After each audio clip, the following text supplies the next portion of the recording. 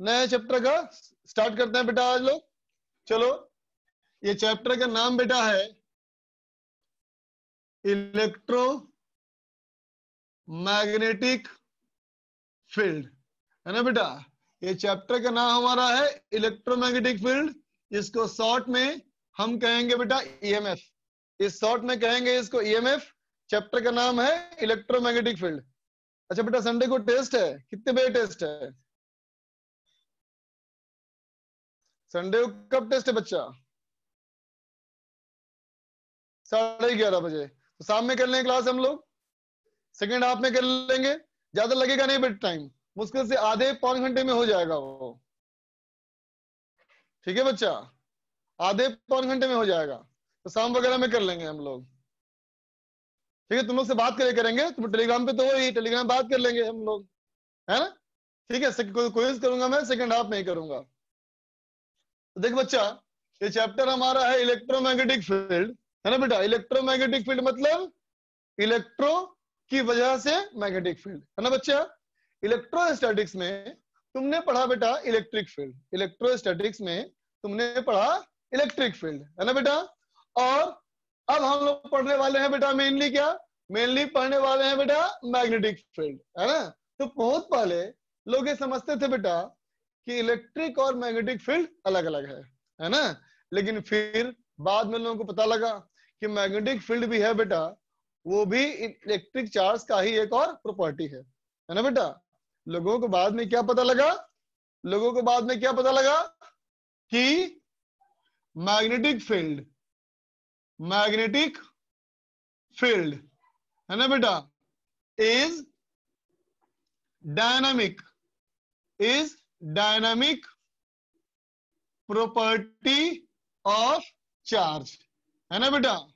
Electric field क्या है तो कहोगे स्टैटिक प्रॉपर्टी ऑफ चार्ज, और मैग्नेटिक फील्ड क्या है बच्चा, डायनामिक प्रॉपर्टी ऑफ चार्ज है। ठीक है, समझा। तो देख बेटा, तो कहेंगे any magnetic field found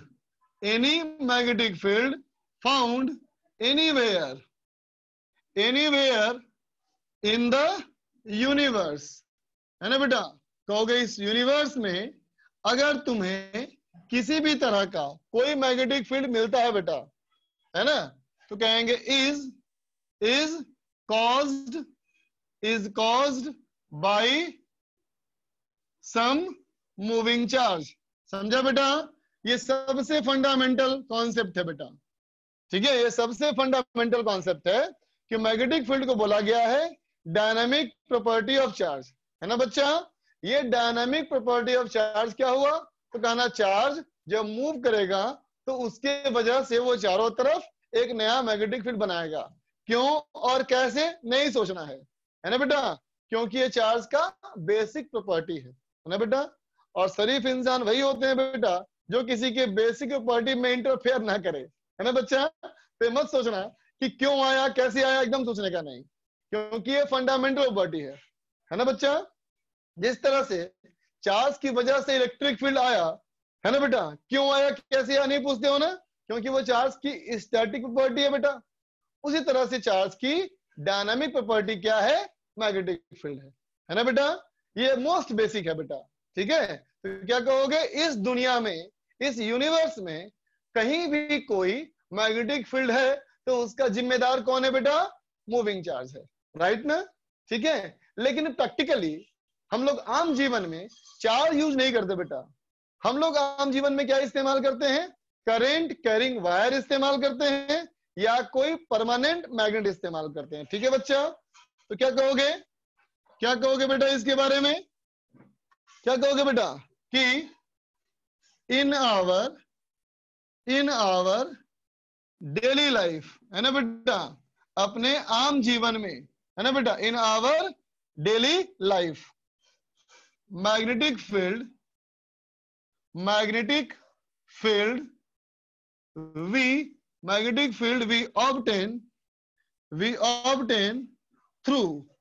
we obtain through कैसे बेटा, तो कहोगे current carrying wire, current carrying wire, है ना बेटा, एंड परमानेंट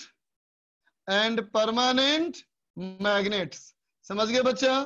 क्या कहोगे कि इस दुनिया में हर जगह मैग्नेटिक फील्ड का जिम्मेदार कौन है? इलेक्ट्रिक चार्ज है, मूविंग चार्ज है बेटा, है ना। लेकिन जो आम जीवन में हम इस्तेमाल करते हैं बेटा, उस जीवन में जो मैग्नेटिक फील्ड मिलता है यूजुअली किसके वजह से मिलता है?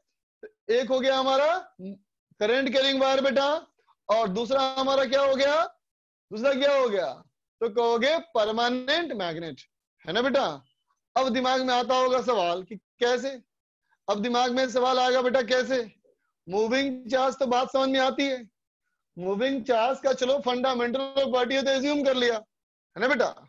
मूविंग चार्ज के लिए मैग्नेटिक फील्ड बनेगा, ये उसका फंडामेंटल कैरेक्टरिस्टिक्स है बेटा, तो चलो मान भी लिया, है ना बेटा। जब करंट कैरिंग वायर के बारे में सोचा तो जानते हैं बेटा current is flow of charge, current is flow of charge ना बच्चा। तो करंट में चार्ज फ्लो कर रहा है ना, चार्ज मूव कर रहा है, इसलिए मैग्नेटिक फील्ड है।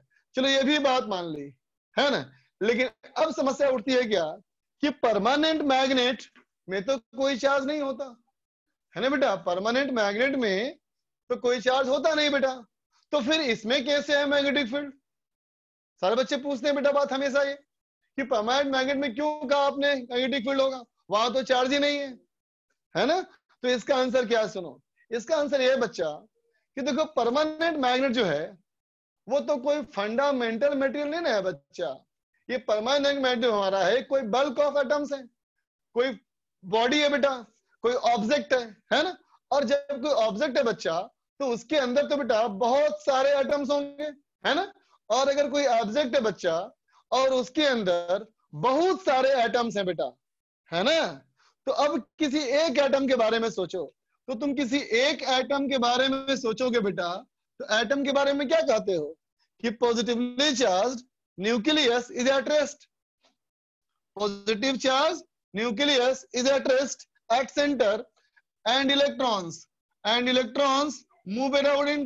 बोलो बेटा कहते हो ना, इलेक्ट्रॉन चारों तरफ चक्कर लगाते हैं।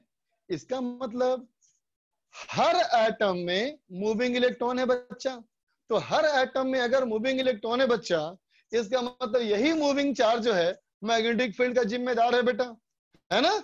So every individual atom could be responsible for magnetic field, है ना बेटा, ठीक है। और जिस बॉडी में एटम है, परमानेंट मैग्नेट में एटम है, तो उस वजह से मैग्नेटिक फील्ड बन रहा है। समझ में आ गई बेटा बात इतनी। लेकिन जैसे ही मैं बोलता हूं बेटा बात ये, तुरंत बच्चे पूछते हैं कि भाई एटम तो हर बॉडी में है, आपका पेन में भी एटम है, इस बोर्ड में भी एटम है, इस ब्लॉक में भी एटम है। बोलो बेटा, है ना, हर ब्लॉक में एटम बेटा।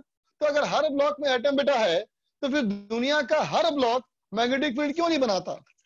बोलो बेटा, उठता है ना क्वेश्चन कि दुनिया का हर ब्लॉक मैग्नेटिक फील्ड क्यों नहीं बनाता? आपका ये पेन क्यों नहीं बना रहा मैग्नेटिक फील्ड? आपका ये बोर्ड क्यों नहीं बना रहा मैग्नेटिक फील्ड? है ना, सिर्फ परमानेंट मैग्नेट ही क्यों बना रहा है मैग्नेटिक फील्ड? उठता है क्वेश्चन, है ना बेटा। तो इस सवाल का जवाब क्या है? इस सवाल का जवाब यह है बच्चा कि एटम क्या एक ही है? कहेंगे अगर सिर्फ एक ही एटम है बेटा, फिर तो इसने जो बनाया मैग्नेटिक फील्ड वही चारों तरफ मैग्नेटिक फील्ड होगा। लेकिन एटम की संख्या बेटा इनफाइनाइट, एटम की संख्या कितनी? इनफाइनाइट, बहुत बड़ी संख्या, है ना बेटा। तो सोचो बेटा, सारे एटम बनाएंगे मैग्नेटिक फील्ड, और जब सारे एटम बनाएंगे मैग्नेटिक फील्ड, तो हो सकता है ना बेटा कि उनका मैग्नेटिक फील्ड ऐड होकर के एक बड़ा मैग्नेटिक फील्ड बनाए बच्चा, है ना। और ये भी हो सकता है कि उसका मैग्नेटिक फील्ड आपस में कैंसिल कर ले, है ना, ठीक है। तो यही समझो कि परमानेंट मैग्नेट में जो एटम का अरेंजमेंट है बच्चा, वो ऐसा है कि उसका मैग्नेटिक फील्ड ऐड हो जाता है, और ऐड होने से एक बहुत स्ट्रॉन्ग मैग्नेटिक फील्ड बनता है ना। लेकिन बाकी सारे आम बॉडीज में, जनरल बॉडीज में, हम तुम, ये दीवार, ये पेन, ये बोर्ड, है ना बेटा, इन सब का जो एटम है वो इस तरह से बेटा अरेंज है कि उसके मैग्नेटिक फील्ड आपस में कैंसिल हुए, एक दूसरे को नलीफाई कर दिए, है ना, या कहो बहुत वीक मैग्नेटिक फील्ड बनाते हैं। समझे बेटा? तो एक सामान्य बॉडी में, एक आम बॉडी में जो मैग्नेटिक फील्ड बनता है बच्चा, उसकी वजह से बहुत कमजोर होता है ना। लेकिन परमानेंट मैग्नेट में जो स्ट्रॉन्ग बनता है मैग्नेटिक फील्ड, इन सब का कारण मेनली क्या है? एटम्स का अरेंजमेंट है बच्चा। अगर एटम्स का अरेंजमेंट बदलोगे तो उसके मैग्नेटिक फील्ड का प्रॉपर्टी भी बदलेगा। ठीक है, इसका एग्जांपल तुम देखे होगे आम जीवन में, है ना बेटा, कि एक लोहे का इतना बड़ा पीस ले लो, आयरन का पीस, बेटा ये मैग्नेटिक फील्ड नहीं बनाता ना, बिल्कुल नहीं बनाता। लेकिन अगर इस मैग्नेट, इसको क्या करो, एक मैग्नेट से चिपका दो, मैग्नेट से चिपका दो और 1-2 दिन छोड़ दो, है ना बेटा। ठीक है, जब तुम उस आयरन के पीस को वहां से अलग करोगे तो देखोगे कि तुरंत वो छोटे छोटे आयरन के पीसेस को अट्रैक्ट करना शुरू कर देगा बेटा, है ना। इसका क्या सीखा बेटा हम लोगों ने, कि आयरन का एटम का अरेंजमेंट उस मैग्नेट ने चेंज कर दिया, जिसके वजह से वो मैग्नेटिक फील्ड बनाना शुरू कर दिया, है ना। लेकिन देखोगे 2-4-5 घंटे बाद उसका मैग्नेटिक प्रॉपर्टी खत्म हो जाएगी। इसका मतलब आयरन के एटम में उस तरह से रहने का गुण है ही नहीं बच्चा। वो एटम फिर वापस हो जाएंगे रीअरेंज और एक दूसरे के फील्ड को कैंसिल कर देंगे। समझ गया बच्चा कि मैग्नेटिक फील्ड किसके वजह से? मूविंग चार्जेस की वजह से। आम जीवन में कैसे मिलेगा? करंट कैरिंग वायर और परमानेंट मैग्नेट, है ना बच्चा। इसका मतलब क्या हुआ? हमें इस चैप्टर में 3 हिस्से पढ़ने पड़ेंगे। क्या? तो कहोगे चार्ज का magnetic field, current carrying wire का मैग्नेटिक फील्ड, परमानेंट मैग्नेट का मैग्नेटिक फील्ड, है ना बेटा। ठीक है, फिर आगे पढ़ेंगे क्या हम लोग बेटा, कि जो मैग्नेटिक फील्ड बनाया वो मैग्नेटिक फोर्स ही महसूस करेगा। चार्ज से इलेक्ट्रिक फील्ड बनता है बेटा, इलेक्ट्रिक फील्ड की वजह से चार्ज फोर्स भी महसूस करता है ना। तो मूविंग चार्ज बनाता है मैग्नेटिक फील्ड, तो मूविंग चार्ज मैग्नेटिक फोर्स ही महसूस करेगा। क्लियर बेटा, लिख लो इसको। चलो क्या बच्चों से बात करें। आलोक बोल बेटा। सर ये पहला ही बोर्ड है ना सर? हाँ बच्चा, ये पहला ही बोर्ड है, अभी चैप्टर शुरू हुआ। Chapter name? हाँ हाँ बिल्कुल सही चैप्टर कहा नेम क्या तुमने। है सर? चैप्टर का नाम ऊपर लिखा है ना, EMF, electromagnetic field. Lokendra. Sir वो क्या लिखा सेकंड पॉइंट में लास्ट में? आलोक तू म्यूट कर ले अपने आप को। लोकेंद्र क्या बोले बेटा? सर वो सेकंड पॉइंट में क्या लिखा है लास्ट में? Semi moving charge second point में लास्ट में क्या लिखा है? Bye some moving charge. अच्छा ठीक ठीक है बेटा। Any magnetic field found anywhere in the universe, uniform लिखवा दिया मैंने, गलत। रुको यस क्या लिख दिया मैंने? Anywhere in the universe is caused by some moving charges. ठीक है बच्चा। हाँ बेटा, मैग्नेटिक फील्ड वेक्टर क्वांटिटी है, बिल्कुल सही कहा जार्विस।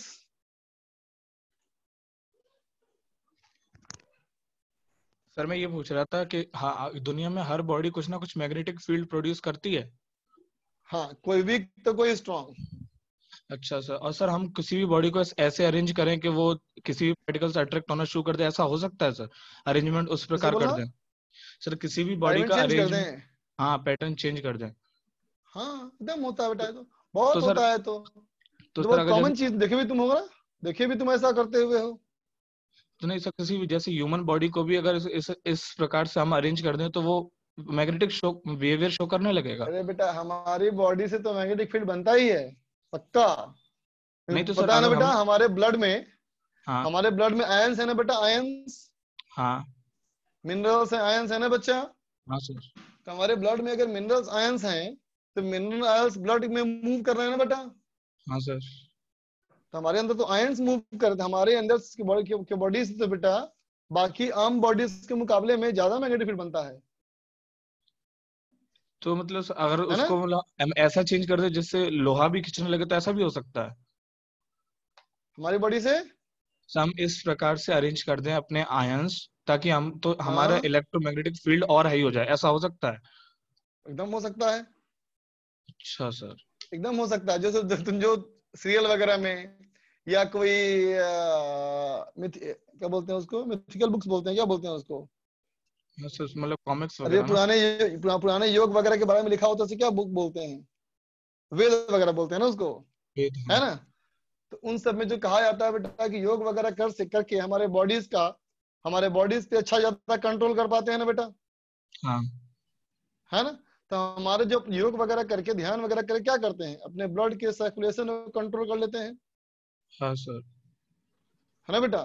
अपने बॉडी के ब्लड के मूवमेंट को हम चेंज कर सकते हैं हाँ अपने ऊपर कंट्रोल करके, है ना। हाँ ठीक। सर। तो हमारा जो कहते हैं कि योग वगैरह करने से, अभ्यास करने से उसकी सीमाएं जो है अनंत हैं, क्योंकि हम अपने अंदर के मैग्नेटिक फील्ड को, इलेक्ट्रिक फील्ड को इस तरह कंट्रोल कर सकते हैं कि बाकी दुनिया भी उससे हो जाएगी अफेक्टेड, अच्छा, राइट। ठीक है सर। चल देख बच्चा आगे।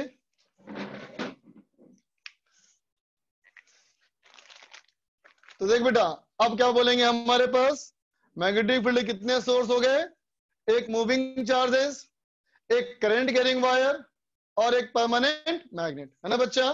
चलो तो देखो बेटा, अगर मैं मूविंग चार्जेस के बारे में सोचता हूं, अगर मैं मूविंग चार्जेस के बारे में सोचता हूं बेटा, सुनना ध्यान से। तो मान ले बेटा, मैंने कहा ये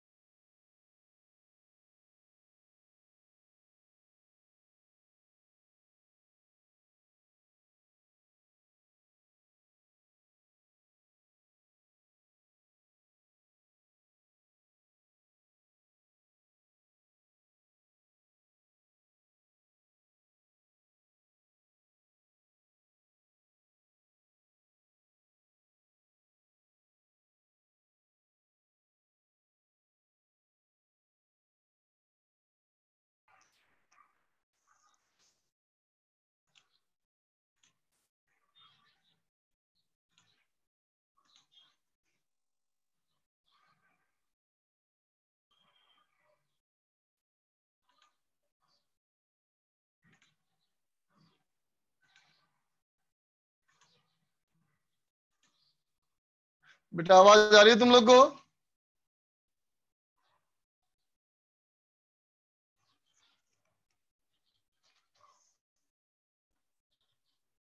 आवाज आ रही है बच्चा?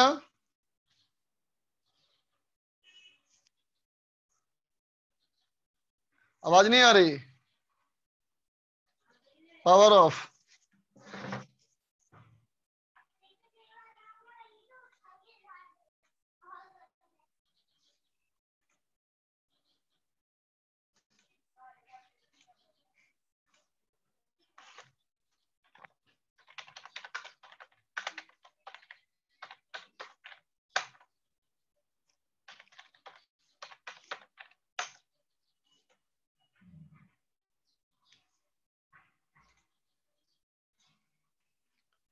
क्या देखेगा बेटा? रेस्ट में देखेगा, है ना। इसका मतलब ये क्या बोलेगा, इसके वजह से मैग्नेटिक फील्ड है कि नहीं? नहीं ना बच्चा, इसके हिसाब से बोलेगा नो मैग्नेटिक फील्ड, है ना बेटा। और ये इसको मूविंग देखेगा बेटा, ये इसको मूविंग देखेगा, है ना। बात समझ गया ना। तो कॉन्सेप्ट क्या बना? कॉन्सेप्ट ये बना बेटा कि magnetic field due to moving charges, है ना बेटा। Magnetic field due to moving charges are, क्या है ये है बेटा फ्रेम डिपेंडेंट, है ना। इसका मतलब अलग अलग ऑब्जर्वर के लिए ये अलग अलग होते हैं, है ना बेटा। बात समझ में आया? कहेंगे बेटा हर ऑब्जर्वर के लिए इसकी वेलोसिटी अलग अलग हो जाएगी बेटा, इसका मतलब वो अलग अलग देखेंगे मैग्नेटिक फील्ड, राइट ना। बात समझ गए। लेकिन चलो मान लेते हैं एक करंट कैरिंग वायर। अब मानो बेटा करंट कैरिंग वायर, है ना बेटा, ठीक है ना। तो देखो बेटा करंट कैरिंग वायर में जो होते हैं बेटा आयंस होते हैं, पता है तुमको ना कि इसमें अगर ऐसे करंट जा रहा है बेटा, इसका मतलब इसके इलेक्ट्रॉन ऐसे जा रहे हैं, इलेक्ट्रॉन ऐसे जा रहे हैं कितनी स्पीड से, ड्रिफ्ट वेलोसिटी से, है ना बेटा। करंट ऐसे तो इलेक्ट्रॉन ऐसे, और देखो बेटा जहां से निकल के इलेक्ट्रॉन भागा वहां बन जाएगा पॉजिटिव आयन, है ना बेटा। कहेंगे ये हमारा क्या है, ड्रिफ्ट स्पीड, और आयन रेस्ट में, है ना बेटा। इसका मतलब यहाँ पे क्या है, तो कहोगे एक चार्ज के रेस्पेक्ट में दूसरे चार्ज की वेलोसिटी, सुनना बेटा, एक चार्ज के रेस्पेक्ट में दूसरे चार्ज की वेलोसिटी, बात समझे ना, ठीक है। अब सोचो अगर मैं कहूं एक ऐसा ऑब्जर्वर जो इधर जा रहा हो वीडी के स्पीड से, ये क्या बोलेगा, ये बोलेगा कि इलेक्ट्रॉन रेस्ट में है, ये बोलेगा बेटा कि इलेक्ट्रॉन रेस्ट में है। लेकिन ये ऑब्जर्वर इस पॉजिटिव आयन को ऊपर मूव करता हुआ देखेगा, बोलो बच्चा, है ना। इसका मतलब मैग्नेटिक फील्ड देखेगा ये बच्चा, ठीक है। तो इससे क्या समझ में आया कि करंट कैरिंग वायर का मैग्नेटिक फील्ड फ्रेम पे डिपेंड नहीं करता, ठीक है बेटा। क्या लिखेंगे, whereas magnetic field, whereas magnetic field due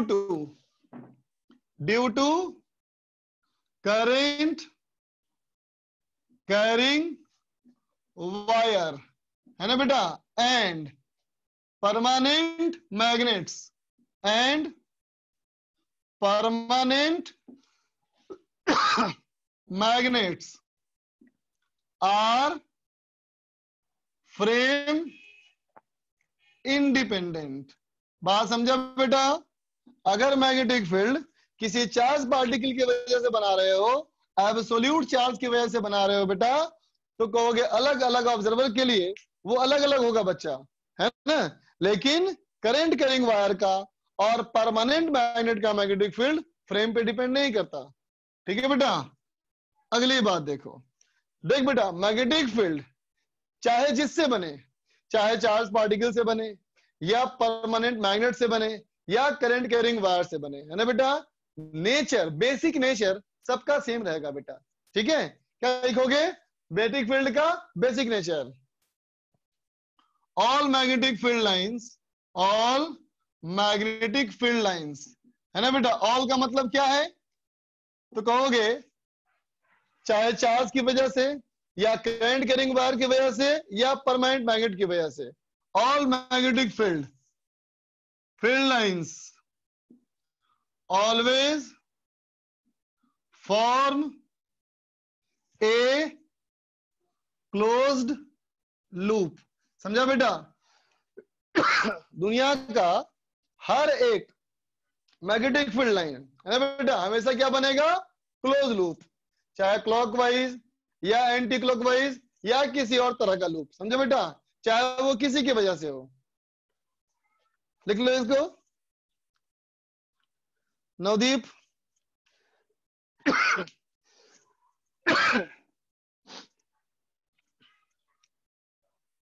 hello Goyal, हाँ बोलो नवदीप। सर आपने बोला था ना कि मैग्नेटिक फील्ड जैसे कोई मैग्नेट को लेकर किसी आयरन पे रखते हैं, आयरन के साथ रखते हैं, तो उसके अंदर मैग्नेटिक फील्ड क्रिएट होता है। हाँ थोड़ी देर के लिए मैग्नेटिक प्रॉपर्टी आती है, बोलो। थोड़ी देर के लिए वो मैग्नेटिक फील्ड क्रिएट कैसे होता है, और उसके एटम्स को मतलब किस तरीके से, मतलब फंक्शन क्या होता है मैग्नेट, मतलब एटम्स के सुनो, मान लो ये आयरन है ना, तो बताओ बेटा इसके एटम की वजह से मैग्नेटिक फील्ड बन रहा है क्या? यस सर, बनेगा, मैग्नेटिक फील्ड बनेगा। एटम की वजह से बन रहा है, लेकिन पूरे बॉडी से, पूरी बॉडी से बनेगा ना। बेटा पूरी बॉडी बताया के था ना अंदर मैंने कि बाकी जिस कोई नॉर्मल आयरन का बॉडी जो होता है बेटा, वो मैग्नेटिक फील्ड नहीं बनाता ना, वो सभी एक दूसरे को कैंसिल कर लेंगे ना बच्चा, नवदीप। हाँ सर। तो इससे चारों तरफ मैग्नेटिक फील्ड नहीं बन रहा, एटम बना रहे हैं लेकिन इससे नहीं बन रहा, क्योंकि सभी एक दूसरे को कैंसिल कर दिए, समझ गया। हाँ। अब चलो, अब मान लिया मैंने बेटा कि ये एक परमानेंट मैग्नेट है बच्चा, ये मान लिया एक परमानेंट मैग्नेट है, ठीक है, और ये आयरन का बॉडी है। तो देखो बेटा जब इसको मैं इसके पास रखूंगा, है ना, तो इससे बनने वाला मैग्नेटिक फील्ड इससे पास करेगा ना? हाँ यस सर, बोलो। यस सर पास करेगा। तो बेटा इसका मैग्नेटिक फील्ड इसके सारे एटम पे फोर्स लगाएगा ना? हाँ लगाएगा। है ना बेटा? तो इसके फोर्स लगाने से एटम का ओरिएंटेशन चेंज कर सकता है कि नहीं? यस सर हो सकता है। कर सकता है ना? Yes sir. अरे गले में कुछ फंस गया बेटा, रुक जाओ। बोलो। एटम का चेंज कर दिया गया अरेंजमेंट, है ना बेटा? एटम का अगर चेंज कर दिया बेटा अरेंजमेंट, तो क्या जिसके जैसा पहले इसका था एटम का अरेंजमेंट, क्या अब वैसा ही है? नहीं है, वैसा नहीं है, चेंज हो गया है। नहीं है ना? देखो पहले ये ऐसा था बेटा, पहले ये वाला था, है ना? लेकिन अब ये अलग हो गया। Yes sir. तो अब इसका इसमें तो मैग्नेटिक फील्ड सब जगह कैंसिल हो रहा था, इसमें कैंसिल नहीं होगा। हाँ तो अब ये मैग्नेटिक फील्ड बनाना शुरू कर देगा ना बच्चा? Yes sir. लेकिन क्या इसमें जिस तरह से अभी हो चुका है, ये खुद से हुआ या करने के लिए मजबूर था? मजबूर था सर। इसका नेचर ऐसा तो नहीं ना है बेटा? नहीं है, नहीं है। तो क्या जो छोड़ दोगे तो क्या होगा? अपने आप थोड़ी देर बाद वापस ऐसा हो जाएगा। हाँ ओरिएंटेशन सर, कोई अपन परमानेंट मैग्नेट से कोई मतलब कोई भी आयरन को पार्टिकल को हमेशा के लिए परमानेंट मैग्नेट की तरफ बना सकते हैं पूरा। जितना ज्यादा समय के लिए छोड़ोगे ना बेटा, जितना ज्यादा समय के लिए छोड़ोगे उतना ज्यादा देर तक उसमें मैग्नेटिक प्रॉपर्टी आएगी। समझ गए? तो सर ऐसा क्रिएट किया जा सकता है क्या प्योर मैग्नेट? ऐसा किया ही जाता है बेटा, किया जाता है। क्या करो? ठीक है।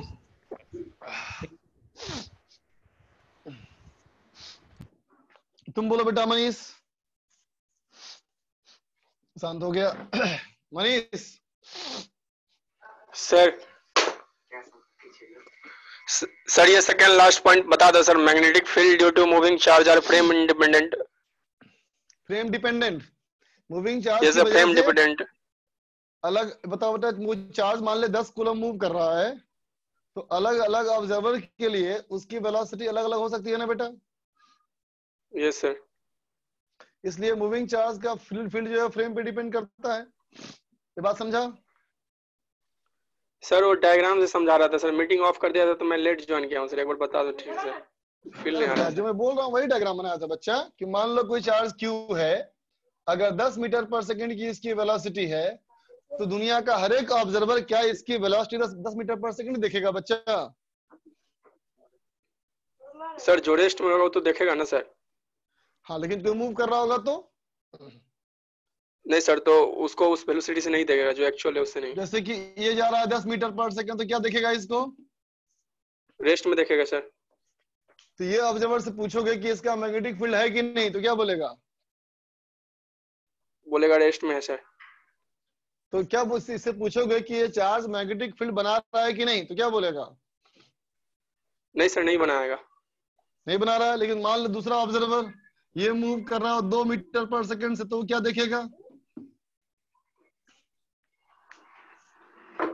तब सर ये 8 से जा रहा होगा तो उसको सर मोशन में मूविंग चार्ज दिखेगा सर, तो वो बनाएगा। तो अब बताओ इसका मतलब समझ में आया? मतलब सर स्टेटमेंट वही बोल रहा है सर जो आप बता रहे थे। हाँ, magnetic field due to moving charges are frame dependent. Observer पे डिपेंड करता है कितना देखेगा मैग्नेटिक फील्ड। समझे? Yes sir. जो करंट कैरिंग वायर रहेगा वो सर इंडिपेंडेंट रहेगा उससे।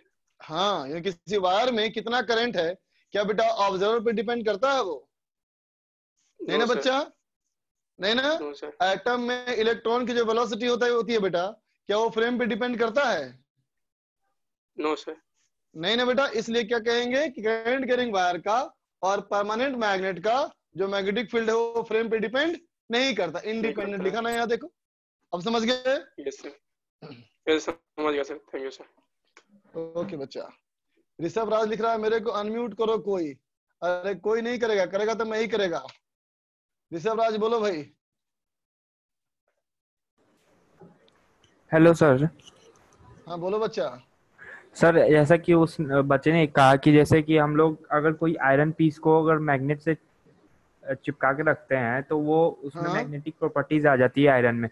तो सर ऐसा भी है क्या कि मतलब जो मैग्नेटिक प्रॉपर्टीज रहता है क्या कहते हैं मैग्नेट का, परमानेंट मैग्नेट का, वो लूज करता है अगर ज्यादा टाइम तक आयरन को उसमें स्टिक करके रखा जाए तो? नहीं नहीं नहीं नहीं नहीं, ऐसा मत सोचो। आयरन पीस से टच कराओगे ना बेटा तो मैग्नेट पे उसका कोई खास असर नहीं पड़ेगा, समझे, है ना। लेकिन अगर मैग्नेट को गर्म कर दोगे ना, हीट यूट कर दोगे उसको अगर, यस सर, तो उससे फर्क पड़ जाएगा। ओके सर, ठीक है, ठीक है सर, थैंक यू। ओके बच्चा।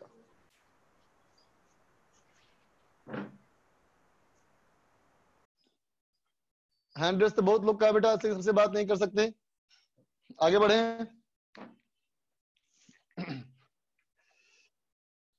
चलो देखो बच्चा, मैग्नेटिक फील्ड चाहे किसी का भी हो हमेशा बनेगा क्लोज लूप, ठीक है। तो अब चलो, अब देखा जाए magnetic field due to moving charges, है ना बेटा, ठीक है, मूव करने वाला चार्ज। हमारे लिए अब ये चैप्टर मैग्नेटिक फील्ड के हो गए 3 हिस्से, है ना, चार्ज की वजह से, करंट कैरिंग वायर की वजह से और परमानेंट मैग्नेट की वजह से, है ना बच्चा। तो देखो magnetic field due to moving charges में लॉ क्या है, देखो बेटा, अभी जो मैं बताऊंगा ना बेटा मैं लॉ, ठीक है, वो कहेंगे derived from Biot-Savart law. Biot-Savart law से वो डिराइव्ड है बेटा, है ना। इसका डेरिवेशन किस तरह से हुआ, ठीक है, वो तब बताएंगे जब बायोट-सावर्ट लॉ पढ़ाएंगे, इंतजार करो अभी। तो देखो बच्चा, इसमें कहा गया कि अगर कोई चार्ज पार्टिकल क्यू बेटा, है ना, v वेलोसिटी से मूव कर रहा हो, अगर कोई चार्ज पार्टिकल हमारा v वेक्टर से मूव कर रहा हो, है ना बेटा, और इस चार्ज पार्टिकल की वजह से r वेक्टर की दूरी पर, इस वाले पॉइंट पे r वेक्टर की दूरी पर, है ना बेटा, इस p पॉइंट पे मैग्नेटिक फील्ड निकालना है ना। तो कैसे लिखेंगे देखना, एक एक पॉइंट को गौर से सुनो, तुम्हारे मन में जो भी सवाल है उस सवाल को थोड़ी देर के लिए भूल जाओ, ठीक है बच्चा, जब मौका देंगे तो बात करना, लेकिन थोड़ी देर के लिए सवालों को भूलाओ, जो बोल रहा हूं एकदम गौर सुनो। डायरेक्शन यहाँ बहुत इंपॉर्टेंट है बच्चा, है ना। तो डायरेक्शन कैसे बताऊंगा, सुनो गौर से। तो देखो बेटा, बायोट-सावर्ट लॉ से डिराइव होकर के जो फॉर्मूला बना वो क्या बना, वो बना magnetic field at P B vector quantity है बेटा ये, mu naught by 4 pi into Q into v vector cross r vector divided by R cube. ये बना डिराइव होकर के फॉर्मूला, क्या बना, mu naught by 4 pi Q v vector cross r vector, जहां पे म्यू नॉट क्या है, म्यू नॉट हमारा है बेटा परमिएबिलिटी ऑफ वैक्यूम या एयर। जिस तरह से इलेक्ट्रोस्टैटिक्स में तुमने कहा था ना परमिटिविटी क्या, अरे यार तू लोग जब तक चैट करते रहेगा तब तक सुनेगा नहीं, ध्यान से सुनना बहुत इंपॉर्टेंट है, चैट ऑफ कर दिया मैंने। जिस तरह से इलेक्ट्रोस्टैटिक्स में परमिटिविटी क्या था, तो कहता तुम मीडियम का इलेक्ट्रिकल प्रॉपर्टी है ना, उसी तरह से परमिएबिलिटी मीडियम का मैग्नेटिक प्रॉपर्टी है ना बेटा। जिस तरह से दूसरे मीडियम के लिए तुम क्या बोलते थे, epsilon equal to epsilon naught epsilon R, उसी तरह से यहां भी कहोगे दूसरे मीडियम के लिए फॉर अदर मीडियम, दूसरे मीडियम के लिए क्या कहोगे बेटा mu equal to mu naught mu R, है ना। ये भी हमारा क्या है, रिलेटिव परमिएबिलिटी, वैसे पहले था ना रिलेटिव परमिटिविटी, ठीक है, ये है रिलेटिव परमिएबिलिटी, और ये बेटा किसका है, वैक्यूम का है, ठीक है। वैक्यूम का वैल्यू कितना होता है, तो वैक्यूम वाले का वैल्यू होता है 4 पाई into 10 to the power -7। Vacuum के लिए परमिएबिलिटी का वैल्यू कितना, 4 पाई इंटू 10 टू द पावर -7, किसके लिए, वैक्यूम के लिए यूनिट। तो ये क्या है, मैग्नेटिक फील्ड, मैग्नेटिक फील्ड का यूनिट टेस्ला। ये क्या है बेटा? टेस्ला। ये क्या है? Metre cube. Tesla metre cube. यहां भी आएगा मीटर स्क्वायर, है ना बच्चा? तो बच्चे का यहां सिर्फ मीटर, और यहां से आएगा सेकेंड। तो tesla, tesla, tesla metre second per, tesla metre second per coulomb, tesla metre second per coulomb. ठीक है बेटा? जैसे कि पहले इलेक्ट्रोस्टैटिक्स में रिलेटिव परमिटिविटी को तुमने कहा था कि जब भी ये होगा तो 1 से बड़ा होगा, है ना बेटा? 1 से बड़ा होगा, हमेशा पॉजिटिव होगा, है ना बेटा? लेकिन यहां ऐसी कोई लिमिटेशन नहीं है। 1 से बड़ा भी हो सकता है, 1 से छोटा भी हो सकता है, नेगेटिव भी हो सकता है, पॉजिटिव भी हो सकता है। इसलिए इसके बारे में मैं कुछ नहीं लिख रहा कि इसकी वैल्यू क्या हो, उसकी वैल्यू कुछ भी हो सकती है। ठीक है बच्चा? बस नाम खाली याद रखो। म्यू आर क्या है? रिलेटिव परमिएबिलिटी, है ना? Relative permeability. ठीक है बच्चा? बात समझे यहां तक? ठीक है? तो अब देख बेटा, अगर मैं इस मैग्नेटिक फील्ड का मैग्नीट्यूड बोलूं, अगर मैं मैग्नीट्यूड बोलूं, है ना, मैग्नीट्यूड ऑफ बी, तो बी का कितना बोलेगा मैग्नीट्यूड? तो बोलेगा B is equal to mu naught by 4 pi. ये क्या हो जाएगा बेटा? Q V R sine theta, cross product है, ए क्रॉस बी बराबर ए बी साइन थीटा। तो देखो आर कटेगा ऊपर से, बचेगा Q V sine theta divided by R square, Q V sine theta divided by R square. ठीक है? अभी लिखो, है ना? अभी और बताऊंगा डायरेक्शन। ठीक है बेटा? दिमाग में सारे क्वेश्चन निकालो, जो मैं बता रहा हूं सिर्फ वहीं फोकस करो। जल्दी लिखो इसको।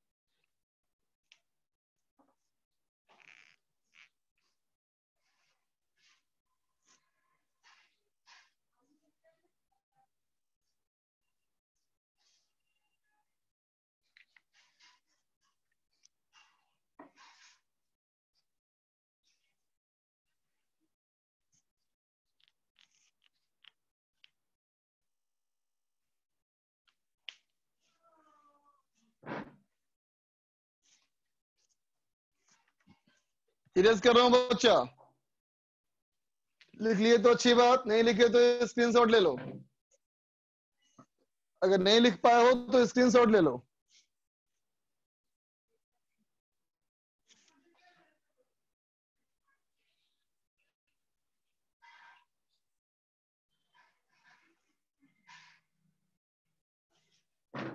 ले लो स्क्रीनशॉट।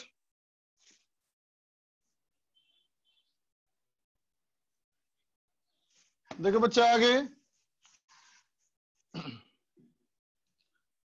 अब चलो डायरेक्शन पे गौर किया जाए। इसका डायरेक्शन बहुत इंपॉर्टेंट है, इससे पीछा तुम्हारा अब मानो कि 1-1.5 महीने तक नहीं छूटेगा, है ना? तो अच्छे से बातों को सुनना बच्चा। देखो अब मैं लिख रहा हूं बेटा, direction of magnetic field, direction of magnetic field. ठीक है बेटा? सबसे पहली बात, ठीक, चार्ज पार्टिकल ये क्यू था बच्चा, वेलोसिटी इसकी v थी, यहां से r वेक्टर की दूरी पर थीटा एंगल पे यहां तुम निकाल रहा था मैग्नेटिक फील्ड। ठीक बेटा? है ना? सुनना गौर से। देख बच्चा, पहली बात मैंने कहा वेक्टर का कॉन्सेप्ट ए क्रॉस बी, ए वेक्टर क्रॉस बी वेक्टर, ए और बी के प्लेन से परपेंडिकुलर होगा, है ना बेटा? क्या कहोगे? ये B vector is perpendicular to plane of v vector and r vector इन दोनों से बनने वाला प्लेन क्या है? बोर्ड है ना बेटा, बोर्ड के प्लेन से परपेंडिकुलर, अंदर भी हो सकता है बाहर भी हो सकता है ना? कौन सा वाला है? सुनो,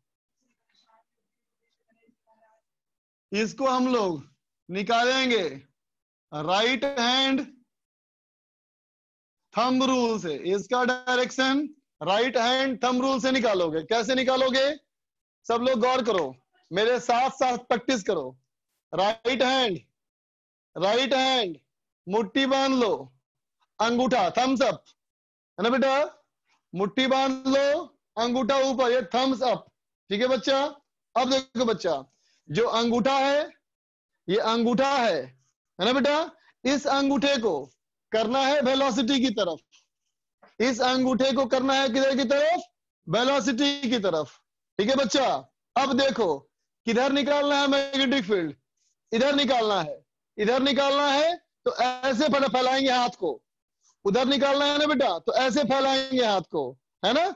और इधर निकालना होगा तो ऐसे फैलाएंगे हाथ को। समझा बेटा? अगर इधर निकालना होगा तो ऐसे फैलाएंगे हाथ को, और अगर इधर निकालना होगा तो ऐसे फैलाएंगे हाथ को। सुन लिया? तो थंब किसकी तरफ? बी की तरफ। उधर निकालना है तो ऐसे फैलाया हाथ, है ना बच्चा? अंगूठा वेलोसिटी, हथेली फैलाया किधर? आर की तरफ। ठीक बेटा? अब देखो तुम्हारी उंगलियां, तुम्हारी वो उंगलियां किधर मुड़ सकती हैं? ऐसे। तुम्हारी उंगलियां कैसे मुड़ सकती है? ऐसे ना बच्चा, बोलो। ठीक है? शेप देखो, शेप, हाथ का शेप देखो, ये अंगूठा, मुट्ठी, अंगूठा, इधर फील्ड चाहिए है ना, इधर मुड़ सकती है बेटा। तो क्या दिखा रहा है वो? अंदर की तरफ। क्या दिखा रहा है? अंदर की तरफ डायरेक्शन दिखा रहा है। ये क्या दिखा रहा था? अंदर की तरफ। इसका मतलब मैग्नेटिक फील्ड का डायरेक्शन कैसे हुआ? अंदर की तरफ, है ना बेटा? बहुत लोग राइट हैंड थंब रूल को अलग अलग तरीके से इस्तेमाल करते हैं, है ना बेटा? जो मैं बता रहा हूं वो सबसे आसान है ना? ये करना सबसे आसान है, इससे कभी गड़बड़ नहीं होगा। ठीक है? फिर से कर रहा हूं मैं। ये वेलोसिटी, इधर निकालना है मैग्नेटिक फील्ड, इधर मोड़ दिया हाथ, इनवर्स, अंदर की ओर। ठीक है बच्चा? बात समझ गया? ठीक है? और एक और तरीका भी है, देखो क्या, इसको बोलेंगे राइट हैंड स्क्रू मेथड। ठीक है बेटा? कैसे निकालोगे? Right hand screw method. क्या है देखो, राइट हैंड स्क्रू मेथड क्या है? देखो, पहला वेक्टर कौन है? पहला वेक्टर कौन है? भी। फॉर्मूला क्या था? फॉर्मूला था mu naught by 4 pi Q V vector cross R vector by R cube. देख बेटा, पहला वेक्टर कौन है? पहला वेक्टर अंगूठा, दूसरा वेक्टर हथेली। पहला वेक्टर अंगूठा, दूसरा वेक्टर हथेली, और जहां ये अंगुलियां मुड़ी वही डायरेक्शन है क्रॉस बी। ठीक? स्क्रू में देखो क्या है, स्क्रू में पहला वेक्टर कौन है? बी, दूसरा वेक्टर कौन है? आर। तो पहले वेक्टर से दूसरे वेक्टर की तरफ जाओ, पहले वेक्टर से दूसरे की तरफ जाओ, डायरेक्शन कैसा आया? क्लॉकवाइज। पहले वेक्टर से दूसरे वेक्टर की तरफ जाओ, डायरेक्शन कैसा आया बेटा? क्लॉकवाइज, है ना बेटा? पहले वेक्टर से अगर दूसरे वेक्टर की तरफ जाओगे, डायरेक्शन आएगा कैसे बेटा? क्लॉकवाइज, है ना? अब देखो, इसको मैंने ऐसे रख दिया, इसको ऐसे रख दिया, है ना? और कैसे घुमाना है? क्लॉकवाइज। तो इसको मैंने ऐसे घुमाया क्लॉकवाइज। इस ढक्कन को, इस बोतल के ढक्कन को, इस बोतल के ढक्कन को मैंने कैसे घुमाया? क्लॉकवाइज। तो क्या देखते हो? क्लॉकवाइज घुमाने से ढक्कन बंद हो गया। तो क्लॉकवाइज घुमाने से ढक्कन बंद हो गया बेटा, इसका मतलब ढक्कन अंदर की तरफ गया। समझा? ढक्कन अंदर की तरफ गया, इसका मतलब डायरेक्शन अंदर की ओर। क्लियर बच्चा? ठीक है? अच्छा, अब अगर इधर मैग्नेटिक फील्ड निकालना है तो कैसे करोगे? ये अंगूठा, इधर हथेली, ये ए क्रॉस बी बाहर की तरफ। ठीक है? तो इस तरफ वाले एरिया में अंदर की तरफ, इस तरफ वाले एरिया में बाहर की तरफ। क्लियर बच्चा? लिख लो। सौरभ क्या बोलना है? बोलो।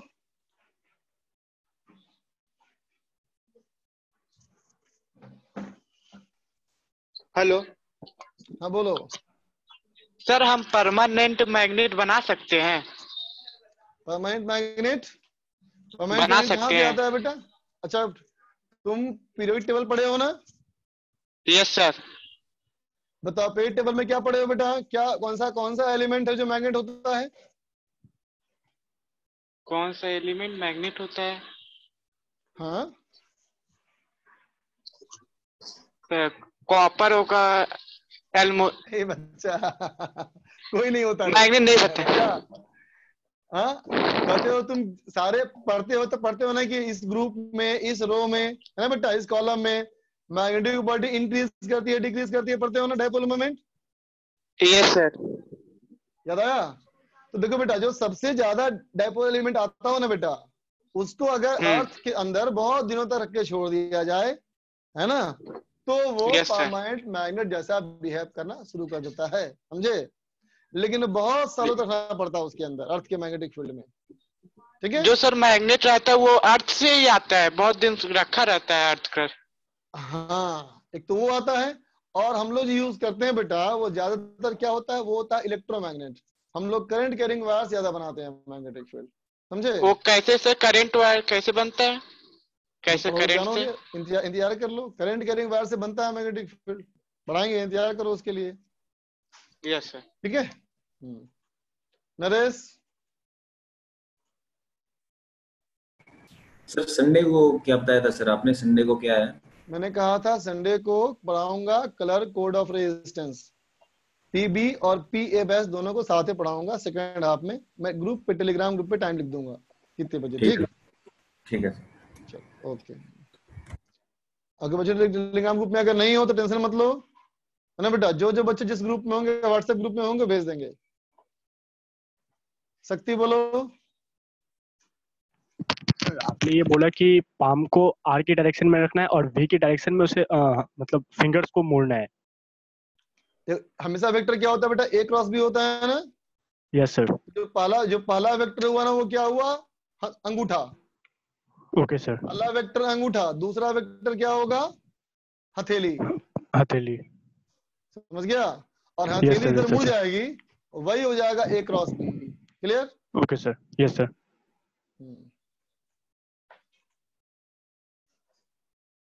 विक्रम सिंह। सर पिछले बार जो आपने समझाया था इंटरनेट कनेक्शन चला गया था सर, तो एक बार फिर से लिख भी नहीं पाया हूँ। कोई बात नहीं बच्चा, मैं अपलोड करता हूँ ना वीडियो हमेशा, तुम वहां से देख लेना, कोई दिक्कत नहीं। ठीक है? Okay sir.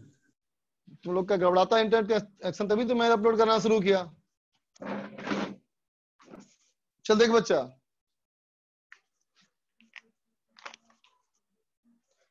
चलो नोट में एक पॉइंट देख बच्चा, नोट का देख बेटा पहला पॉइंट, सब लोग गौर कर। देख बच्चा, इस वाले वेलोसिटी को देखो, इस वेलोसिटी लेके इस स्ट्रेट लाइन में, इस वेलोसिटी के लाइन में जितने सारे पॉइंट्स हैं बेटा, है ना, अगर ये वाला पॉइंट को घुमा करके यहां ले जाओ, यहां ले जाओ, या यहां ले जाओ, यहां ले जाओ, है ना बेटा?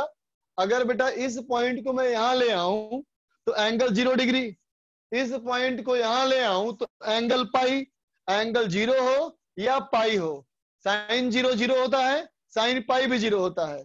इसका मतलब इस लाइन पे कोई मैग्नेटिक फील्ड नहीं बनेगा। तो पहला पॉइंट क्या है बेटा? तो कहेगा all points collinear, all points collinear with velocity, है ना बेटा? वेलोसिटी वेक्टर के साथ जो सारे पॉइंट बेटा कोलिनियर है ना, वो क्या है? तो कहोगे आर मैग्नेटिकली न्यूट्रल। ठीक है बच्चा? ये सब क्या है? मैग्नेटिकली न्यूट्रल है। ओके बच्चा? ठीक है? अब देखो आगे दूसरा पॉइंट, सब लोग सुनना बेटा ध्यान से। मान लिया जाए बेटा कि ये मेरा वेलोसिटी वेक्टर है, ये मान ले बेटा वेलोसिटी वेक्टर है ना?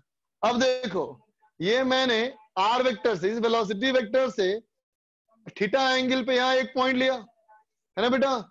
इस वाले पॉइंट पे कितना मैग्नेटिक फील्ड? तो बोलेगा मैग्नेटिक फील्ड था mu naught by 4 pi QV sin theta by R square, यही था ना बेटा?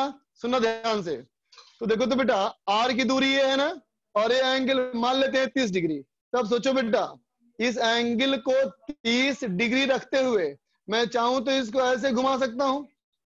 बोलो बेटा 30 डिग्री रखते हुए ऐसे घुमा सकते हैं ना? तो देखो बेटा ऐसे घुमा रहे हो तो क्या दिख रहा है? R कांस्टेंट है और एंगल कांस्टेंट है। तो R कांस्टेंट है बेटा और एंगल कांस्टेंट है, इसका मतलब तो मैग्नेटिक फील्ड का मैग्नीट्यूड सेम हो गया बच्चा, है ना? अब देखो ये वाला पॉइंट कैसे पाथ में घूम रहा है, ऐसे करोगे बेटा तो ये सर्किल में घूमेगा ना बेटा, ऐसे घूमेगा सर्किल में ना बेटा, ऐसे बोलोगे ना बेटा, बोलो, है ना? तो मैग्नेटिक फील्ड का शेप कैसा हुआ? तो कहोगे मैग्नेटिक फील्ड का शेप कैसा हुआ? तो कहेंगे इसकी वेलोसिटी के चारों तरफ जो सर्किल होंगे वो सब मैग्नेटिक फील्ड लाइन के शेप हो गए। समझा बेटा? क्या कहोगे? Magnetic field lines, magnetic field lines are in this case, magnetic field lines in this case are coaxial circles। कैसे बन रहे हैं? सर्किल बन रहे हैं बेटा जिसका एक्सिस सेम है। सर्किल जिसका एक्सिस सेम है कैसे बनेगा? डायग्राम में, डायग्राम में कैसे बनेगा? देखो कहोगे ये हमारा है बेटा चार्ज, ये हमारा है क्या? चार्ज की वेलोसिटी, ये है चार्ज की वेलोसिटी, ठीक है बेटा? तो इसके मैग्नेटिक फील्ड लाइंस का शेप कैसे बनेगा? देखो तो कहोगे ऐसा, ऐसा, है ना बेटा? ऐसा इमेजिन कर पा रहे हो, है ना? ऐसा, ऐसा, है ना? ये वायर सोचो और यहाँ छोटे छोटे बड़े बड़े रिंग सोचो, है ना बेटा? कहीं भी रिंग सोचो, है ना? उससे क्या है? कंसेंट्रिक सर्किल, कोएक्सियल सर्किल्स, सबका एक्सिस सेम। इसके हर पॉइंट पे मैग्नेटिक फील्ड कांस्टेंट, B1 सब जगह कांस्टेंट, B2 सब जगह कांस्टेंट, B3 सब जगह कांस्टेंट, B4 सब जगह कांस्टेंट। ठीक है बच्चा? नोट कर ले।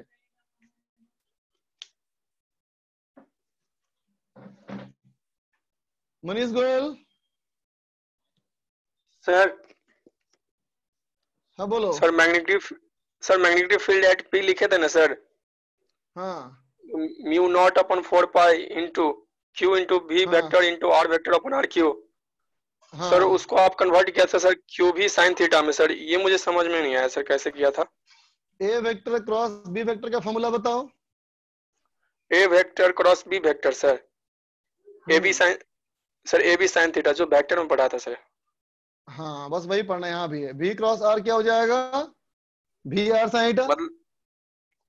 सर क्रॉस के साथ साइन एंगल लेते थे और डॉट के साथ कोसाइन एंगल लेते थे। हाँ बेटा, हाँ तो भी क्रॉस आर बराबर क्या हो जाएगा? वी आर साइन थीटा हो जाएगा ना? वी आर साइन हो जाएगा। आर कट जाएगा ऊपर नीचे, तो नीचे आर स्क्वायर हो जाएगा सर। हाँ क्लियर? यस यस सर, ठीक है सर। ओके, डिस्कस नहीं करेंगे बेटा आज?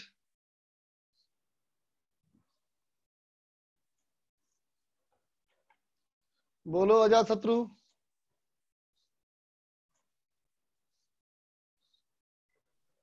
हेलो। हाँ बोलो बच्चा।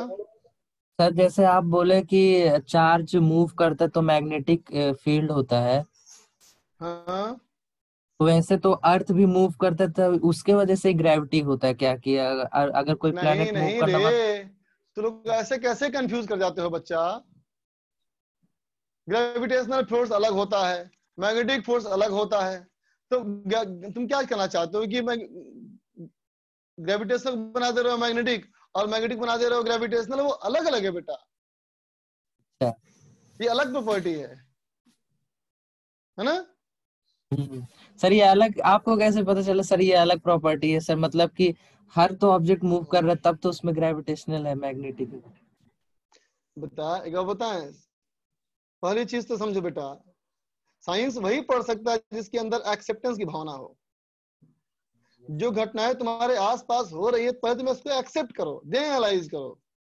तुम लोग बेटा जो शुरू होता है चीज वही क्वेश्चन करना शुरू कर देता है। बेटा कोई भी प्रॉपर्टी शुरू हुई है वो तो बेसिक चीज है, वो तो फंडामेंटल प्रॉपर्टी है। फंडामेंटल प्रॉपर्टी पे कभी क्वेश्चन नहीं कर सकते हम लोग यार। ये क्यों सोचते हो इतना है तुम्हें सब आता है? नहीं आता है ना बेटा, तुम सीखना है बहुत सारी चीजें। तो बहुत सारी चीजें सीखनी है, मतलब जो नई चीज आ रही है पहले उसको एक्सेप्ट करो।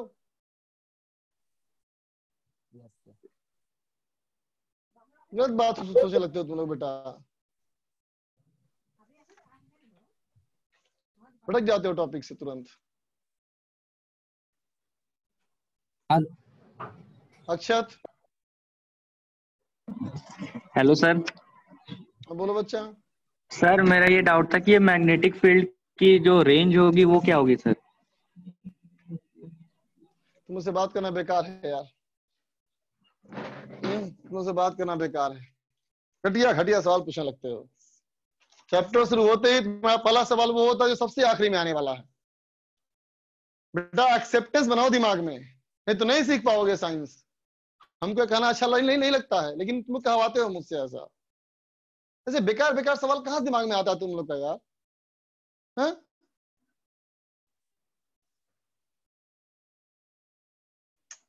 हाँ, सिखाना मेरा काम है मान लिया, लेकिन सीखने की क्षमता तुम में भी होनी चाहिए ना, है कि नहीं? अरे आलू के सब्जी को कितना बढ़िया बनाएगा, उसे भिंडी का स्वाद नहीं आएगा। आएगा क्या?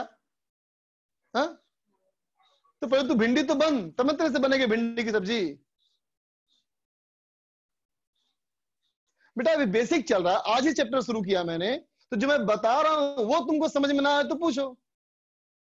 हाँ, मैं डाउट पूछा, मैं अनम्यूट करके ये उम्मीद करता हूं कि बोलते हो सर ये पॉइंट कैसे हुआ, ये कैलकुलेशन कैसे हुआ, ये उम्मीद करता हूं। ये क्यों होगा? अरे भाई तू भगवान है क्या कि मटेरियल से क्वेश्चन करेगा तेरे में मास क्यों है, तेरे में चार्ज क्यों है? नॉनसेंस क्वेश्चन करने लगते हो तुम लोग यार।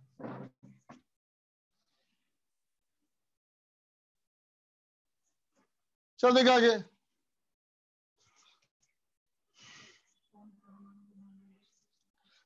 बेटा चीजों को पहले एक्सेप्ट करो। तुम ऐसे और डाउट पूछोगे बेटा तो फिर तुम्हारा डाउट बताने का मेरा मन नहीं करेगा, एंटरटेन नहीं करेगा, करने का मन करेगा, है ना? एक पूछा रेंज क्या है ना? एक बच्चा पूछ रहा मैग्नेटिक बॉडी क्यों है, अर्थ का मैग्नेटिक फील्ड अर्थ का ग्रेविटेशन सेम है क्या? ये क्या है यार? चल देख क्वेश्चन कर, लिखो find magnetic field due to A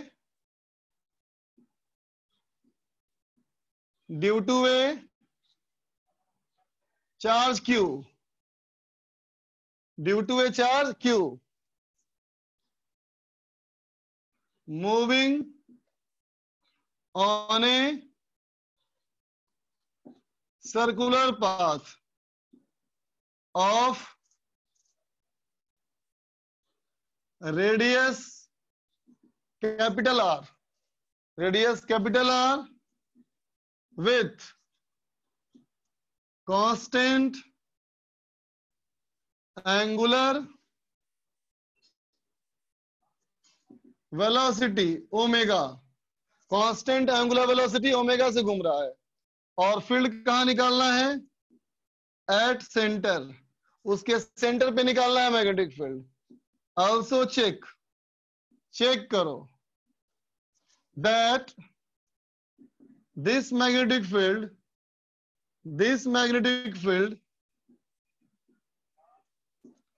at centre पे जो मैग्नेटिक फील्ड है ना, is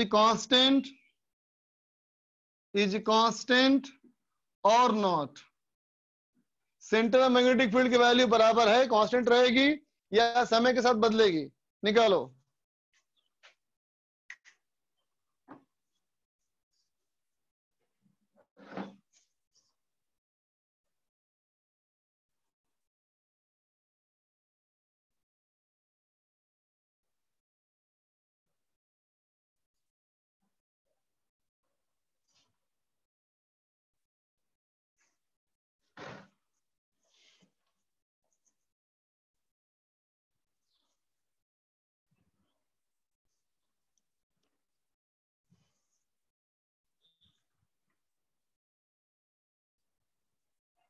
क्वेश्चन बनाओ ये।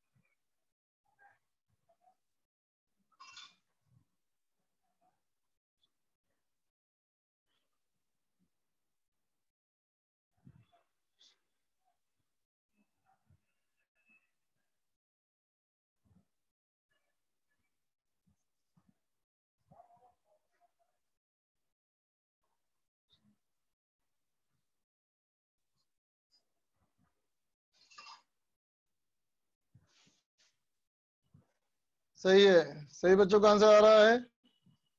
अमरता चेक कर एक बार। और बार चेक कर एक बार।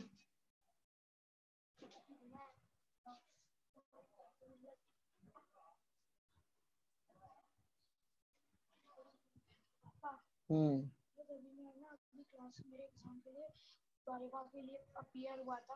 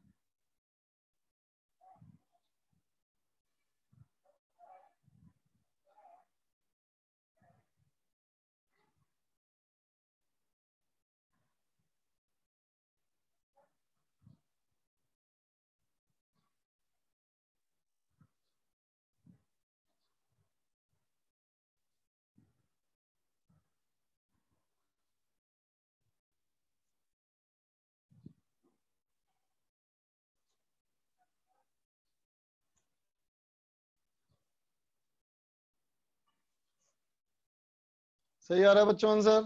तो आर का पावर चेक कर लो, तो आर का पावर चेक कर लो।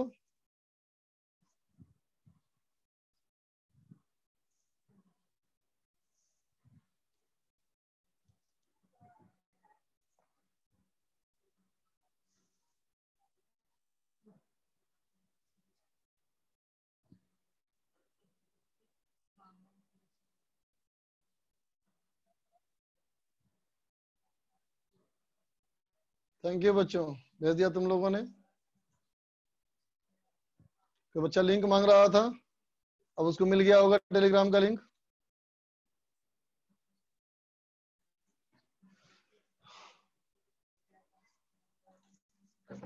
चलो देखो बच्चा, मैं करता हूं, मैच करो तुम आंसर।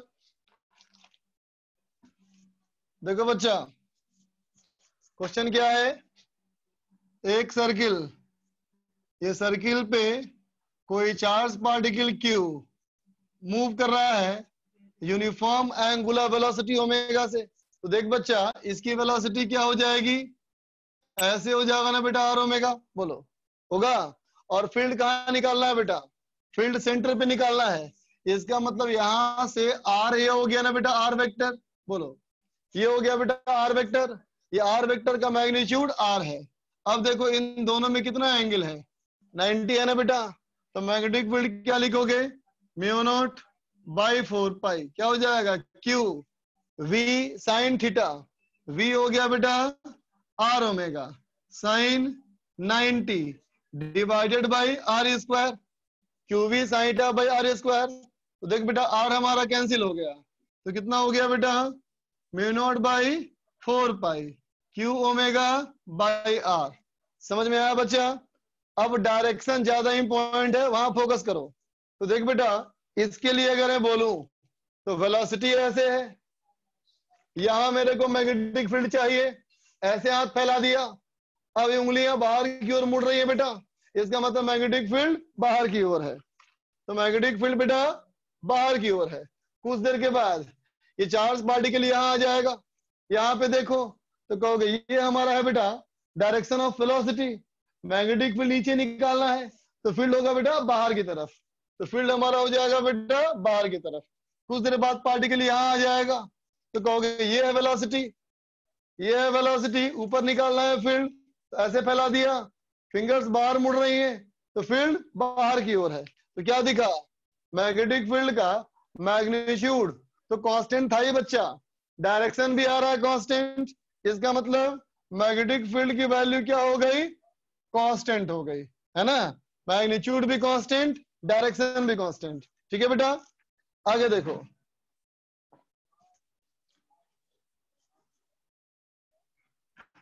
अगला सवाल,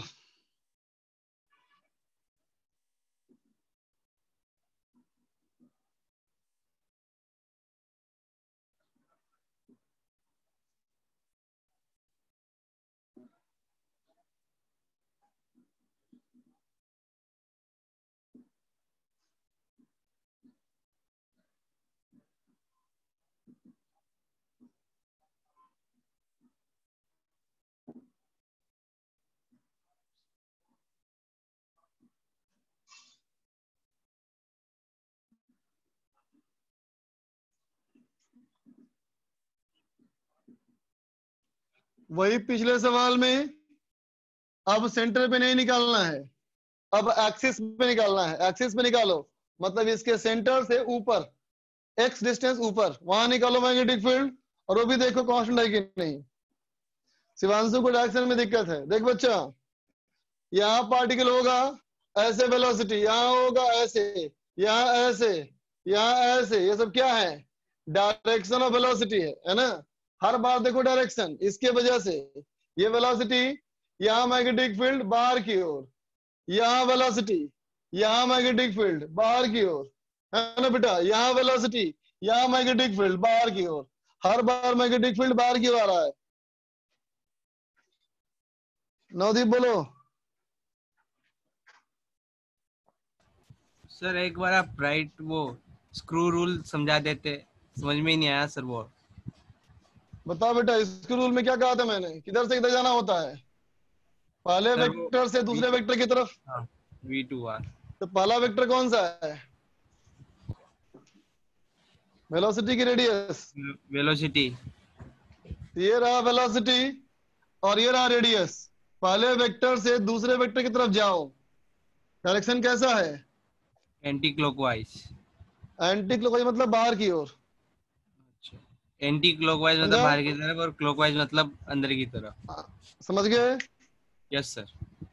लेकिन ये मेथड तभी काम करेगा, सुन ले नवदीप, यस सर। ये मेथड तभी काम करेगा, तभी कर पाओगे है ना। जैसे मान लो तेरे सामने घड़ी ऐसी हो, मेरा हाथ को घड़ी मान लो, तो Yes, तुम sir. पहचान सकता है क्लॉकवाइज एंटी क्लॉकवाइज, हाँ लेकिन घड़ी ऐसे रखी है तो पहचान लेगा क्या? नहीं नहीं ना। तो जब भी तेरा ए और बी वेक्टर का प्लेन ऐसे बनेगा ना, तब तेरे को दिक्कत होगी हमेशा इससे, अच्छा समझा ना। प्लेन डिपेंडेंट इसलिए जो राइट हैंड बताया थंब रूल, उसी से करो, उसी में फायदा है। थैंक यू समझ गए? यस ओके सर बच्चा। आकर्ष, सर क्लियर हो गया डाउट। ओके। एजे,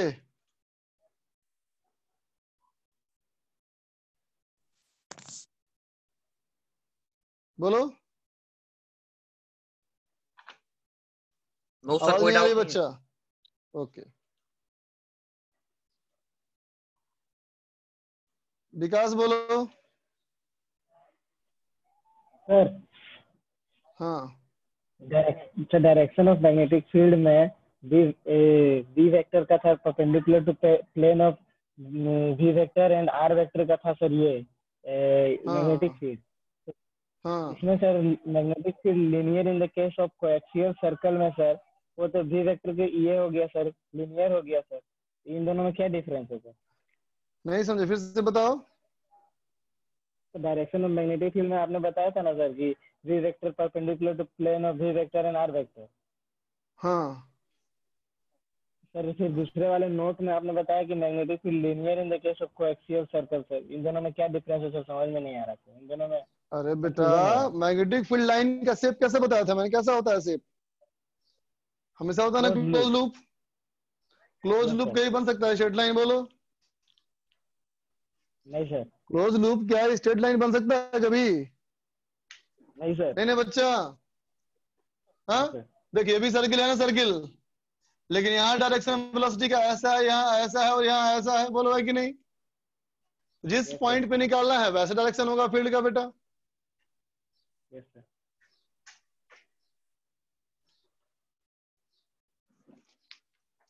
चलो आगे देखो, मैं बनाता हूं। देखो बच्चा, देखो बेटा, ये रहा हमारा चार्ज पार्टिकल का पाथ, चार्ज पार्टिकल का पाथ, यू सर्किल। लेकिन तुमको डायग्राम में दिखा रहा हूं मैं ऐसा सर्किल, और जो दिख रहा है मेरा स्मॉल फिंगर, जो स्मॉल फिंगर दिख रहा है बेटा, यही direction of motion of charge है। चार्ज ऐसे जा रहा है, चार्ज ऐसे जा रहा है बेटा। तो जब चार्ज यहाँ पे आएगा तो अंदर घुसेगा, फिर यहाँ से आकर के चार्ज यहाँ से बाहर निकलेगा। ये लाइन जो है बेटा, ये डार्क लाइन है, और जो ये लाइन है वो है डॉट लाइन। तो चार्ज पार्टिकल ऐसे मूव कर रहा है v स्पीड से, है ना बेटा। अब मान लिया कि चार्ज पार्टिकल यहाँ है q, तो चार्ज पार्टिकल यहाँ होगी, तो डायरेक्शन ऑफ वेलोसिटी अंदर की ओर होगी, डायरेक्शन ऑफ वेलोसिटी अंदर की ओर होगी। और फील्ड मेरे को यहाँ निकालना है, यहाँ से x डिस्टेंस ऊपर, है ना बेटा। ठीक, तो देख बच्चा, ये हमारा है वेलोसिटी अंदर की ओर, है ना। और फील्ड कहाँ निकालना है? फील्ड यहाँ निकालना है। सब लोग देख लो एक बार अच्छे से, फील्ड यहाँ निकालना है। देखो बच्चा, ये रहा मेरा दायां हाथ, राइट हैंड, मुट्ठी बांध लिया, अंगूठा बाहर, थम्स अप, हथेली, मुट्ठी बांधा, ऐसे मुट्ठी बांधा और अंगूठा बाहर निकाला। ठीक, ये वाली डायरेक्शन किधर? वेलोसिटी की डायरेक्शन। वेलोसिटी कैसा है बेटा? अंदर की ओर। वेलोसिटी है बेटा अंदर की ओर, अंगूठा। ठीक है, फील्ड यहाँ निकालना है, तो फील्ड ऐसे है, दिख रहा है?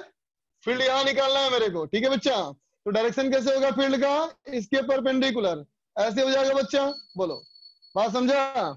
इसका मतलब मैग्नेटिक फील्ड इसके वजह से ऐसा हो जाएगा बी, बोलो, परपेंडिकुलर हो जाएगा, है ना। फिर देखो एक बार, ये रहा वेलोसिटी, ये रहा आर, तो मैग्नेटिक फील्ड परपेंडिकुलर, है ना बेटा।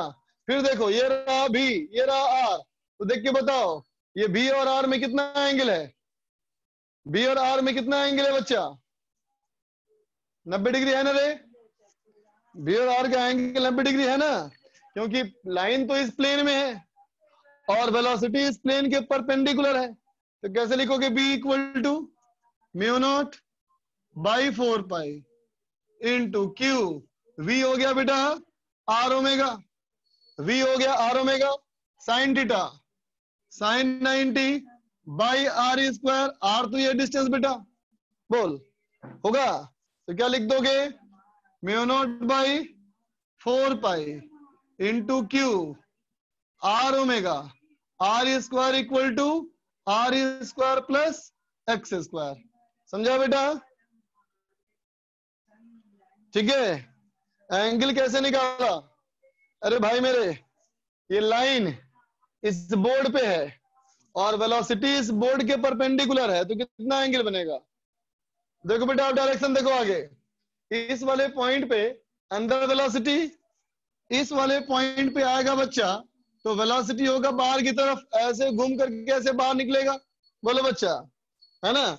यहां से बाहर निकला, अब देखो इसकी वजह से मैग्नेटिक फील्ड, यहां निकालना है मैग्नेटिक फील्ड, क्या दिख रहा है?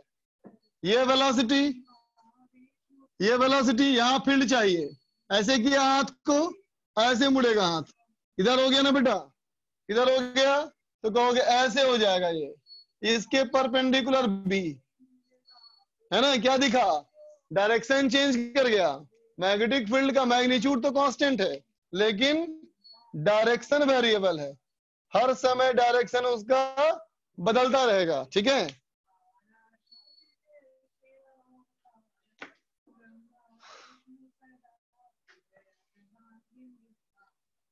मनीष गोयल सर पूछ रहा था सर कि मैग्नेटिक फील्ड सर जब अंदर की तरफ आएगा उसको कैसे रिप्रेजेंट करते हैं सर, और क्रॉस बाहर की तरफ? कोई भी डायरेक्शन, दोनों अंदर की तरफ कंफ्यूजन हो जा रहा है क्रॉस, सर। बाहर की तरफ डॉट। अंदर की क्या हो तरफ रहा है क्रॉस और बेटा? बाहर की तरफ डॉट। हाँ, कोई भी डायरेक्शन अंदर दिखाना है तो क्रॉस, बाहर की तरफ डॉट। विकास बोलो। इसमें सर नीचे वाला R square, capital R square plus X square कैसे हो गया सर? ये कैसे हो गया? Yes sir. ये तो बहुत टफ चीज तुम पूछ लिया बेटा। अगर डायग्राम को तुम देख के समझ सकते हो तो अच्छी बात है, नहीं तो मैं कुछ नहीं कर सकता इसमें बेटा। मंगेश लाल, सर क्लियर हो अरे गया। तू कितनी बार मांगता है? पोको जो है हाई टेलीग्राम लिंक मांग रहा है, कितनी बार मांगेगा यार? सारे बच्चे ही भेज दिए फिर टेलीग्राम लिंक। मंगेश बोलो। अरे मंगेश कहाँ गया? सर क्लियर हो गया डाउट। हो गया, ओके चलो। तनवीर,